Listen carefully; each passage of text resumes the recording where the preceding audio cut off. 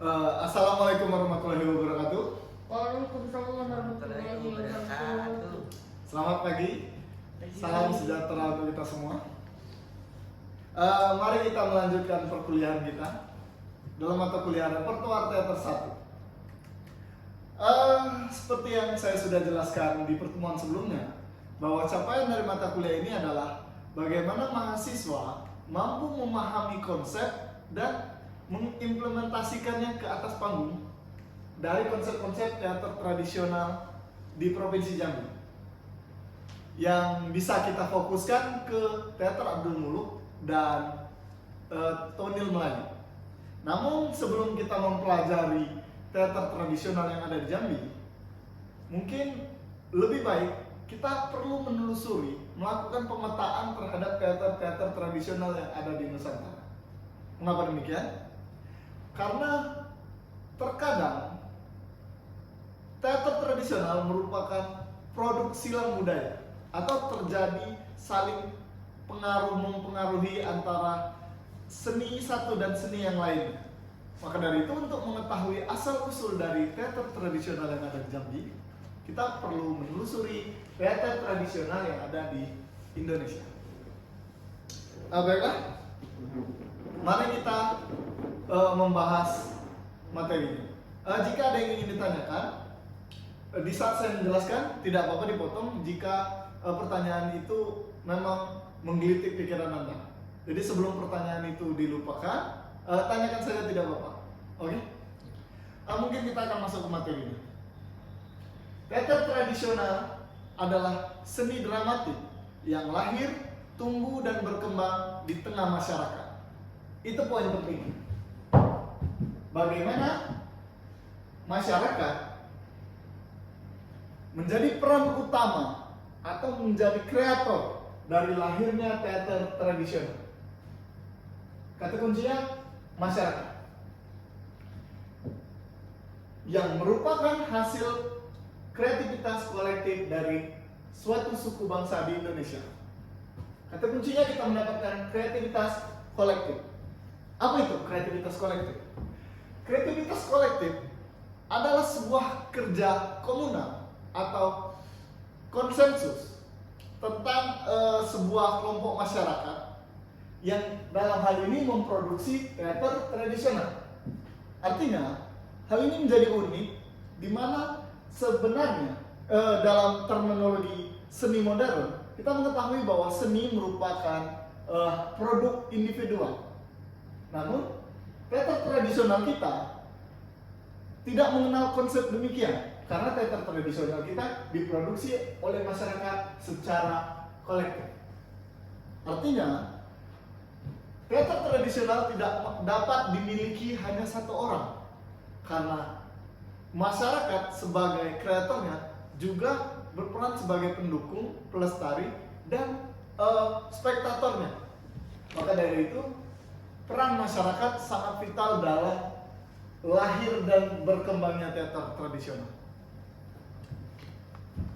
Selanjutnya, teater tradisional lahir dari spontanitas masyarakat sebagai upaya pemenuhan kebutuhan akan hiburan. Mengapa demikian?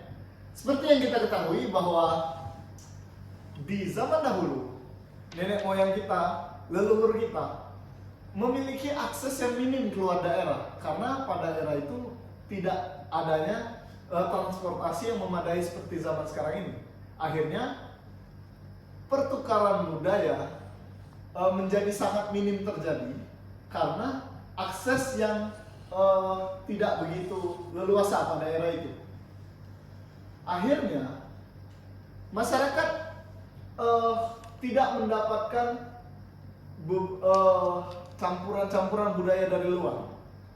Hal ini mengakibatkan kurangnya sarana hiburan bagi masyarakat. Bagaimana memenuhi kebutuhan akan hiburan ini? Langkah yang harus dilakukan adalah menciptakan hiburan itu sendiri, dicipta. Maka sebagai masyarakat yang membutuhkan hiburan, setiap masyarakat dalam suatu suku di bangsa di Indonesia merumuskan sebuah teater tradisionalnya sendiri sebagai sarana hiburan. Hal inilah yang menjadi cikal bakal lahirnya teater tradisional, di mana masyarakat yang bekerja secara kolektif dan secara spontan merumuskan pemenuhan hiburan untuk mereka masing-masing. Oke. Selanjutnya, batasan teater tradisi.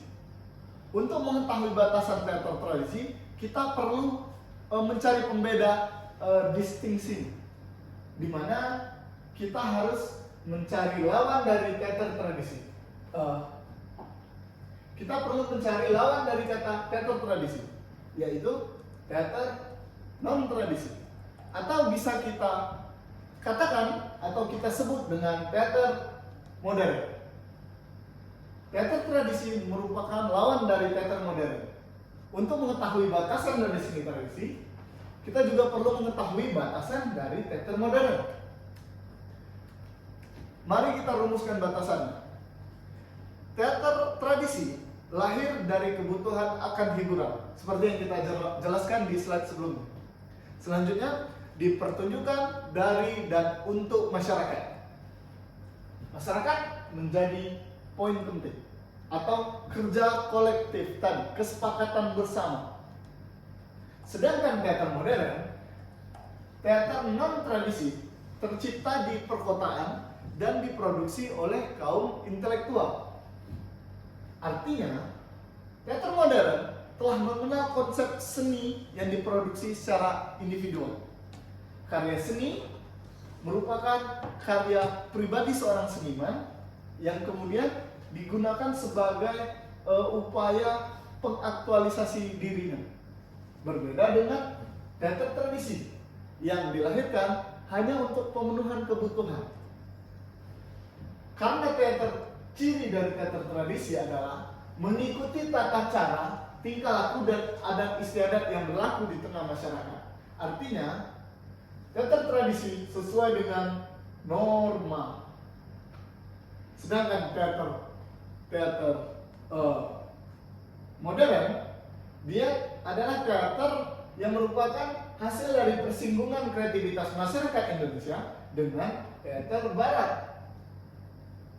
Artinya, teater non-tradisi adalah proses pencampuran budaya atau interkulturalisme antara budaya Indonesia dan budaya Barat yang diwakili oleh konvensi teater Barat. Sedangkan teater tradisi masih menjaga tata cara, tingkah laku, dan adat istiadat yang disepakati oleh masyarakat. Hal inilah yang menjadikan pembeda yang sangat eksplisit dari kedua teater ini. Dan pembeda yang terakhir adalah teater tradisi berangkat dari sastra lisan, sedangkan teater modern berangkat dari sastra tulisan. Mengapa hal demikian? Seperti yang kita ketahui sebelumnya bahwa budaya di Nusantara memang mengenal lebih akrab dengan budaya lisan atau budaya oral. Artinya budaya kita di Indonesia kurang menggeluti bidang kepenulisan. Berbeda dengan budaya yang ada di Barat, di mana budaya Barat ini sejak zaman Yunani dulu, semua ilmu pengetahuan disebarluaskan melalui tulisan. Sedangkan di Indonesia, seluruh norma yang berlaku atau adat istiadat disampaikan secara oral atau dari mulut ke mulut. Inilah distingsi yang sangat jelas antara teater tradisi dan teater non-tradisi. Sebelum kita lanjut ke pembahasan selanjutnya, mungkin ada yang ingin ditanyakan terlebih dahulu sebelum kita jauh pergi meninggalkan materi ini. Saya Pak. Ya? Saya mau tanya, untuk teater tradisi itu apakah tidak mendapat pengaruh dari Barat, Pak? Terima kasih. Teater tradisi apakah tidak terpengaruh oleh teater dari Barat? sebenarnya teater tradisi kita juga dipengaruhi oleh konsep-konsep dari teater barat, seperti tonil. Tonil merupakan teater dari Belanda yang dibawa oleh bangsa kolonial ke Indonesia. Kemudian ada wayang Parsi yang dipercaya dari Melaka yang berasal dari Turki. Atau ada juga wayang Cina di Singapura yang kemudian masuk melalui Kepulauan Riau. Artinya, teater tradisi pun mendapatkan berbagai pengaruh dari Cina, bangsa Barat, dan Timur Tengah. Banyak mempengaruhi teater tradisi. Lalu apa yang membedakan teater tradisi dan teater barat jika sama-sama mendapatkan pengaruh dari luar? Bedanya adalah teater tradisi masih teguh memegang norma adat yang disepakati oleh masyarakat Indonesia.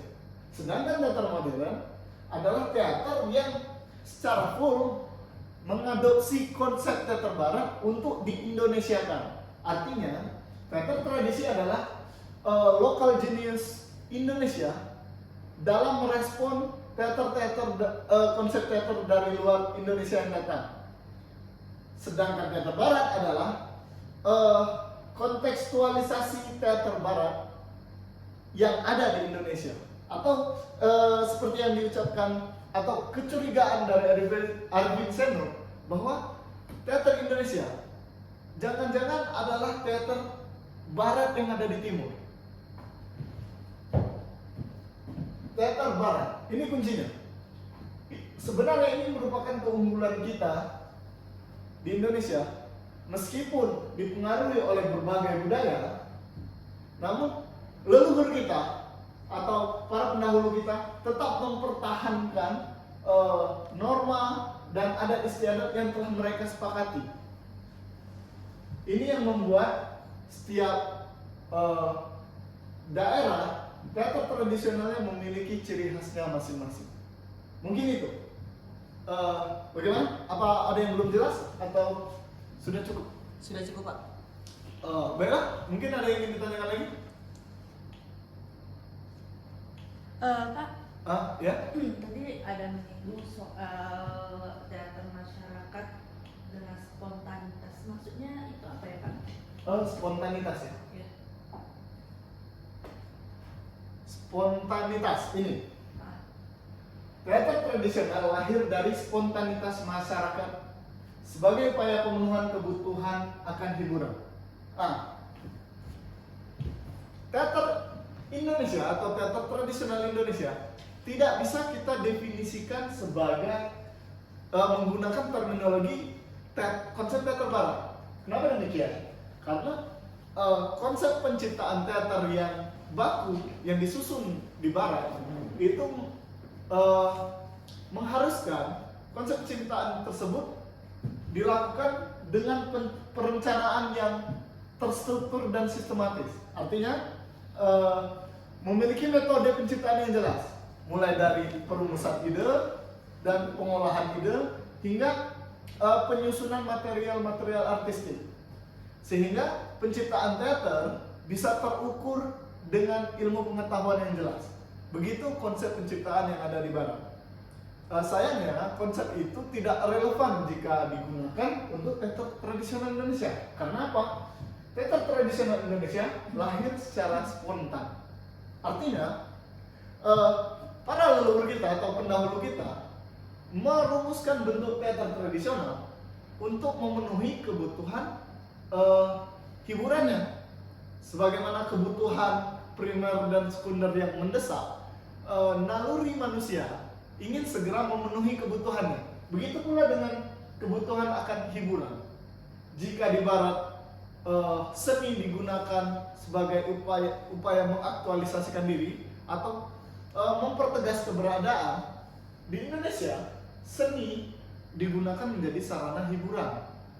Artinya spontanitas yang dikatakan di sini bukan kerja yang telah terukur, melainkan naluri-naluri manusia yang untuk memenuhi kebutuhan kebutuhan-kebutuhannya. Salah satunya adalah kebutuhan akan hiburan. Maka jika kita mencari alasan dari leluhur kita menciptakan teater tradisional, hanya ada satu, memenuhi kebutuhan hiburan, tidak ada yang lain lagi. Mungkin itu. Ada yang ingin ditanyakan kembali? Kan tadi katanya tidak memiliki konsep-konsep, tidak seperti yang barat, Pak, ya. Tapi kan di sini munculnya karena spontanitas. Tentu saja setelah spontanitas itu mereka mengkonsepkannya kembali sehingga menjadi sebuah hiburan. Itu gimana tuh Pak konsepnya? Pasti mereka memiliki pemikiran-pemikiran bagaimana spontanitas atau kesenian ini nantinya bisa dijadikan sebagai tradisi gitu. Seperti yang saya jelaskan sebelumnya bahwa kita tidak bisa mendefinisikan teater tradisional menggunakan terminologi teater barat. Nah, jadi spontanitas ini bukankah sebuah konsep dalam penciptaan teater tradisional? Bukankah teater tradisional dilahirkan tanpa konsep? Tapi spontanitas merupakan konsep. Jika kita mendefinisikan menggunakan terminologi barat, benar demikian. Namun, teater tradisional Indonesia bersama para pendukungnya, masyarakat pendukungnya, mereka tidak mengenal konsep yang baku yang dirumuskan di barat, tetapi lebih kepada mereka merumuskan sendiri. Meskipun tidak menggunakan acuan yang jelas, mereka merumuskan sendiri sesuai dengan kebutuhan akan hiburan mereka sendiri. Artinya konsep yang mereka tawarkan adalah konsep yang mereka rumuskan sendiri, meskipun tidak mengacu dari konsep-konsep yang telah baku di luar sana.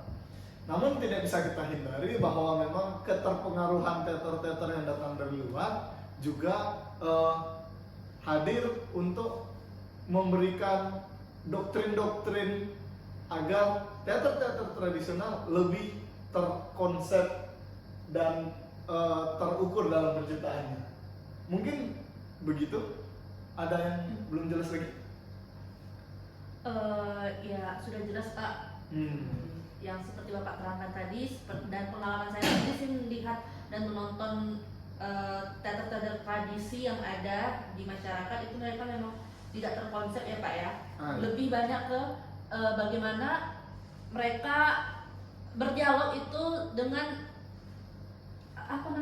improvisasi ataupun kata-kata yang memang saat itu dibutuhkan untuk menghibur masyarakat. Berarti karena saya terlalu terfokus dengan spontanitas tadi Pak dan tidak tertata, itu tadi saya sudah jelas dan sudah mengerti maksudnya, dan pengalaman saya sendiri pun sudah menyatakan itu Pak. Itu Pak. Sepertinya perlu saya garis bawahi lagi bahwa teater tradisional di Indonesia mereka merumuskan dirinya sendiri melalui kesepakatan masyarakat pendukungnya. Sehingga jika kita ingin membicarakan konsep dari teater tradisi, maka yang harus kita bicarakan adalah konsep yang dirumuskan oleh pendukung dari teater tradisi itu sendiri. Selanjutnya,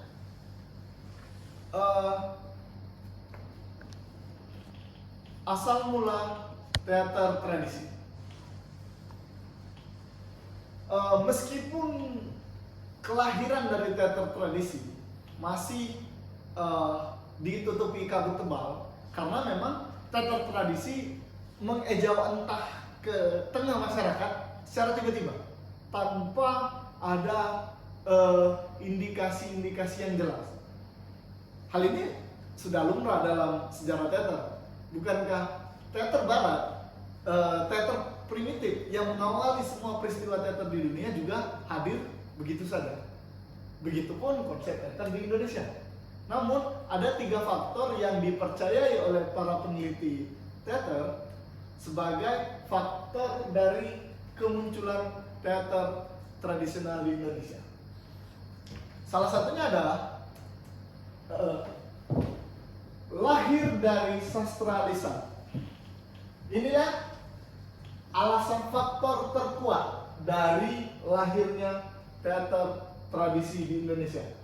Mengapa demikian? Karena teater tradisi dari Indonesia selalu menyampaikan dalam cerita-ceritanya dari cerita rakyat atau pantun dan syair. Kenapa demikian? Awalnya sastra lisan hanya disampaikan melalui mulut ke mulut. Para pencerita, tukang pencerita yang menceritakan kepada masyarakat selalu menyampaikan ceritanya hanya melalui sudut pandang orang ketiga, sehingga cerita tidak begitu dirasakan oleh penonton. Meskipun demikian, masyarakat pada masa itu begitu menyukai cerita-cerita rakyat yang diceritakan oleh tukang cerita. Namun kebutuhan estetika semakin lama semakin berkembang dan masyarakat semakin membutuhkan tawaran-tawaran yang baru dari sastra lisan. Meskipun mereka menyukainya, namun dia telah bosan dengan konsep penceritaan yang hanya melalui cerita orang ketiga. Akhirnya para pencerita mulai merumuskan konsep penceritaan yang baru menggunakan peragaan, atau pencerita hadir menjadi tokoh di dalam cerita untuk mewujudkan atau meyakinkan cerita kepada penonton agar penonton lebih tenggelam dalam cerita.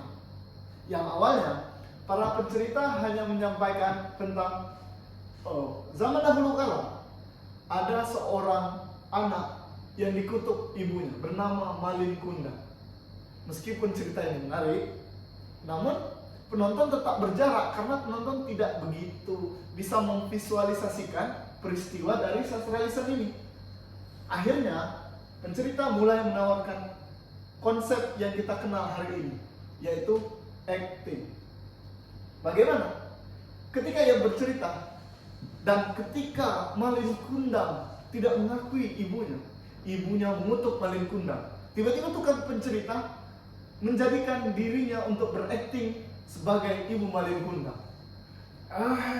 Asal kau anak durhaka, ibu kutuk kau menjadi batu Malin Kundang.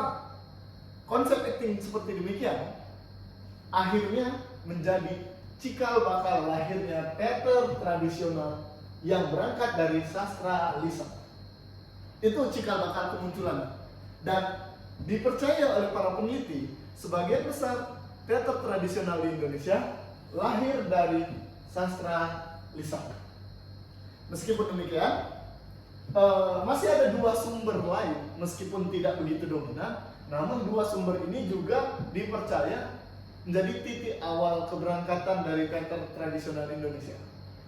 Yang kedua adalah permainan tradisional. Permainan tradisional adalah sebuah konsep penceritaan, konsep permainan yang juga menjadi sarana hiburan.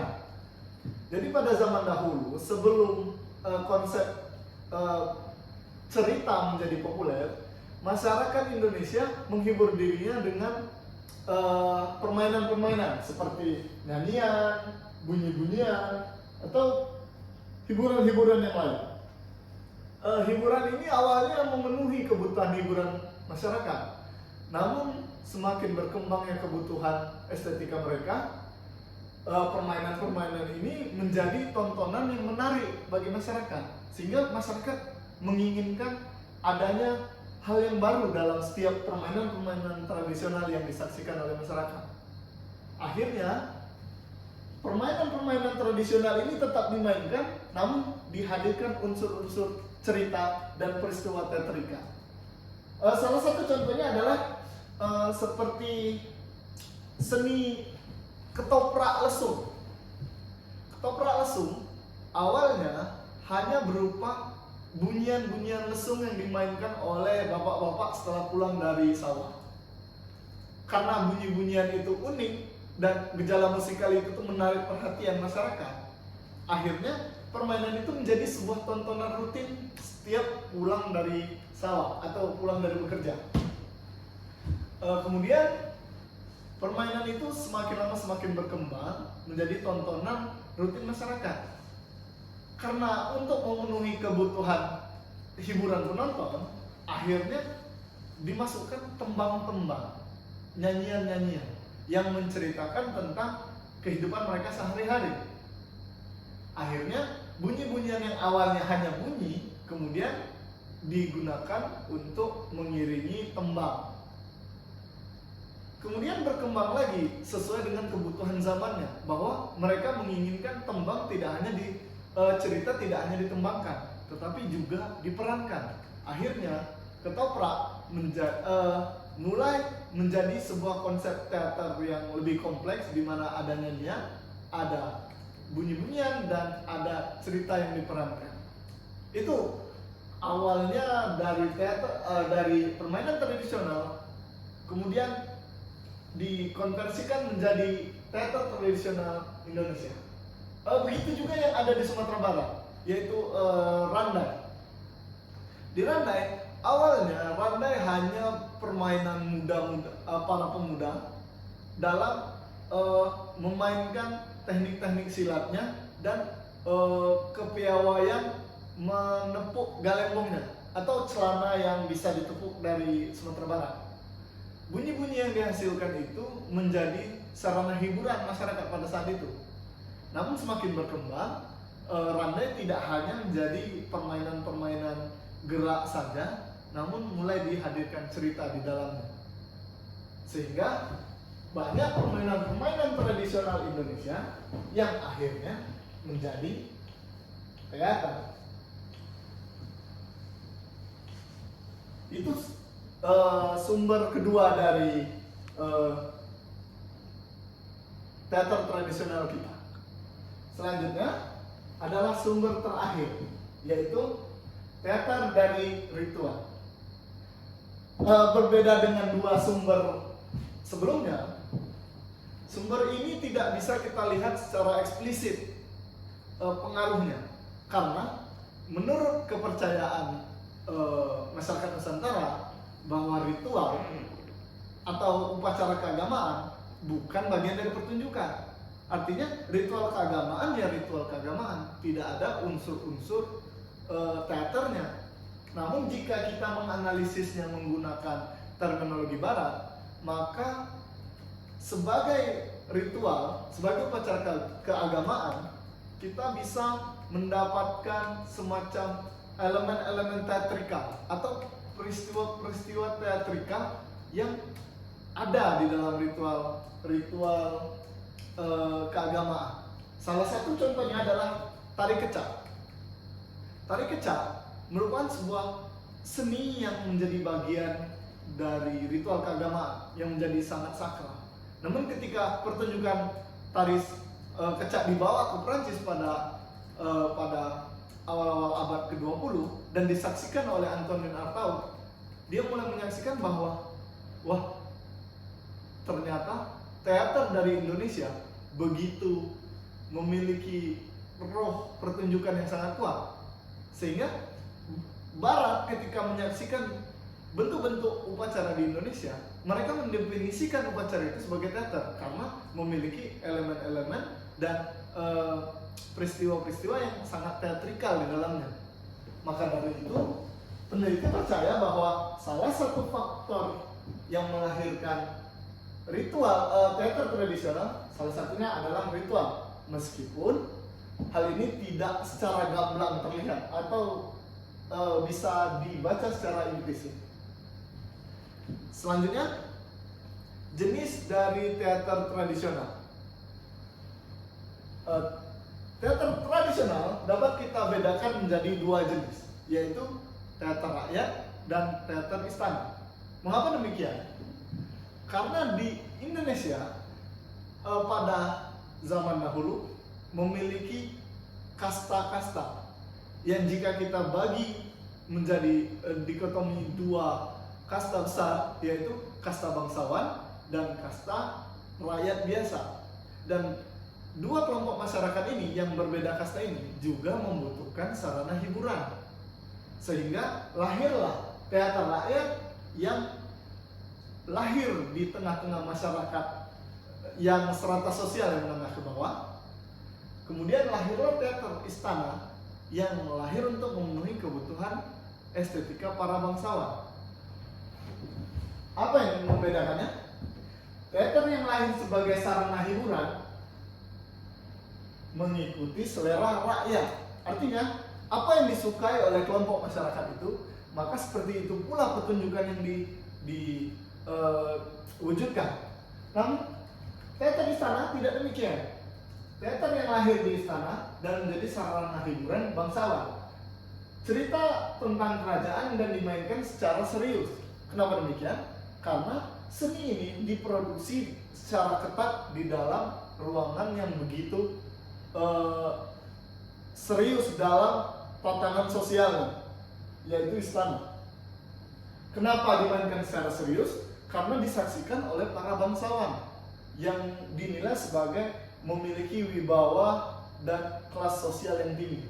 Sedangkan teater rakyat ceritanya disusun dari kehidupan sehari-hari masyarakat pedesaan dan ditampilkan secara sederhana. Kenapa demikian?